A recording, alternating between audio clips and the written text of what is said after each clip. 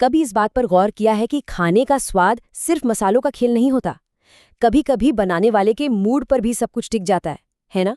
आज हम इसी बड़े ही दिलचस्प कनेक्शन को समझने वाले हैं कि आखिर हमारा खाना, हमारी फीलिंग्स और एनर्जी के कुछ ऐसे छुपे हुए साइकिल्स, ये सब आपस में जुड़े कैसे हैं।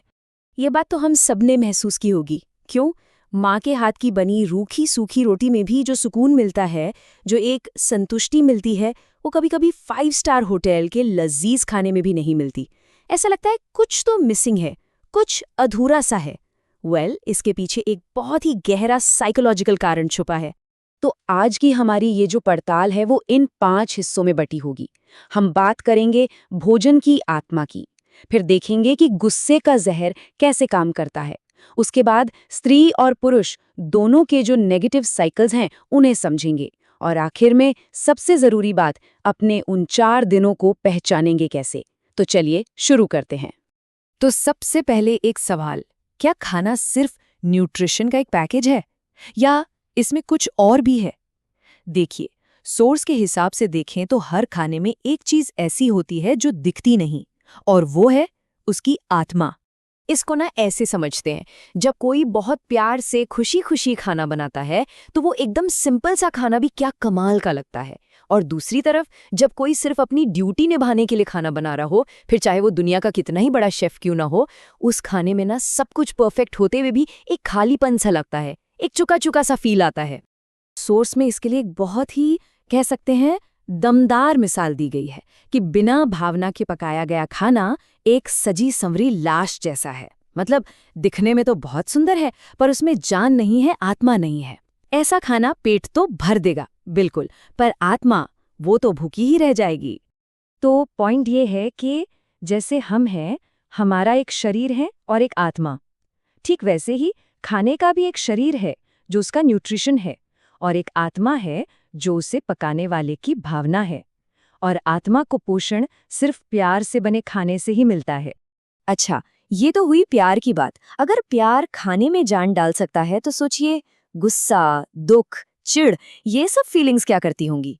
और यहीं से हम आते हैं अपने दूसरे हिस्से पर, क्रोध का जहर।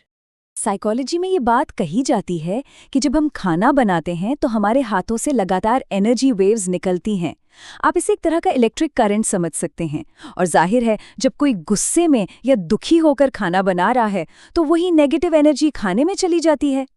और इसीलिए सोर्स में ये बात एकदम साफ साफ कही गई है कि जब किसी का मन परेशान हो या कोई बहुत गुस्से में हो तो उसके हाथ का बना खाना बिल्कुल नहीं खाना चाहिए, क्योंकि उस वक्त उसके हाथों से खाने में प्यार नहीं बल्कि एक तरह का जहर घुल रहा होता है, एक ऐसा जहर जो हमारी आत्मा के लिए है।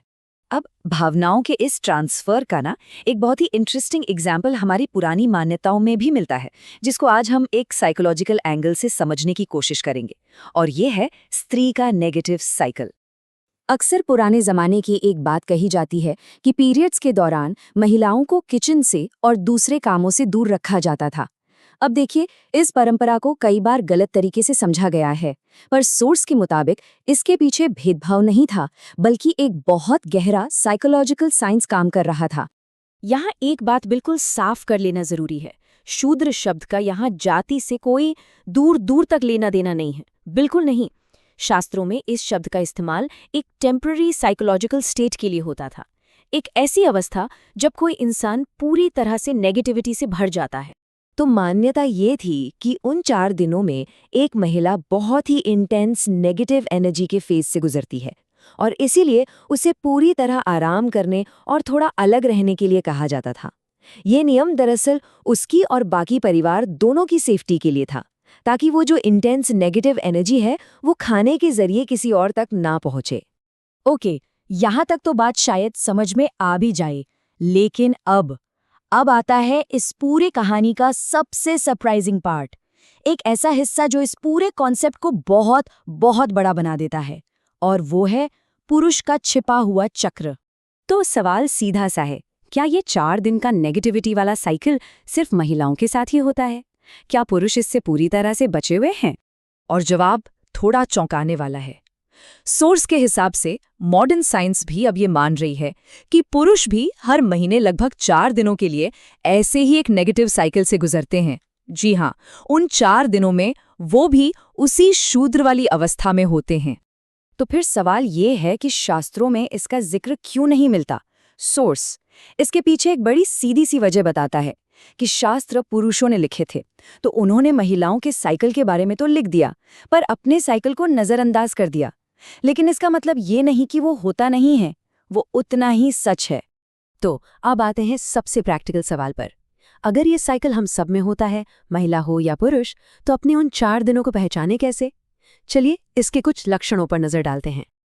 अगर थोड़ा सा गौर करें तो पता चलेगा कि हर महीने करीब करीब एक ही टाइम पर 4 दिन ऐसे आते हैं जब बिना बात के झगड़े हो जाते हैं। गाड़ी चलाते हुए अचानक कोई छोटी सी गलती हो जाती है, हाथ से चीजें फिसलने लगती हैं, टूट जाती हैं, और कभी कभी तो मुंह से ऐसी बात निकल जाती है जिसका बाद में बहुत अफसोस होता है। एक फीलिंग आती है जैसे हम अपने कंट्रोल में ही नहीं हैं। बस यही है वो 4 दिन जब वो नेगेटिव स्टेट, वो शूद्र वाली अवस्था हम पर पूरी तरह से हावी हो जाती है। उन दिनों में दरअसल हम नहीं होते, बल्कि वो नेगेटिव एनर्जी होती है जो सब कुछ कंट्रोल कर रही होती है। और इन दिनों को सिर्फ पहचान लेना, सेल्फ अवेयरनेस की तरफ सबसे पहला और सबसे बड़ा कदम है। तो अब ये सोचने वाली बात है कि क्या अपने जीवन में हर महीने आने वाले उन 4 दिनों के पैटर्न को पहचाना जा सकता है? क्योंकि अगर इस पर ध्यान दिया जाए तो ये सिर्फ हमारे लिए ही नहीं, बल्कि हमारे आसपास के लोगों के साथ हमारे रिश्तों में भी एक बहुत बड़ा पॉजिटिव बदलाव ला सकता है।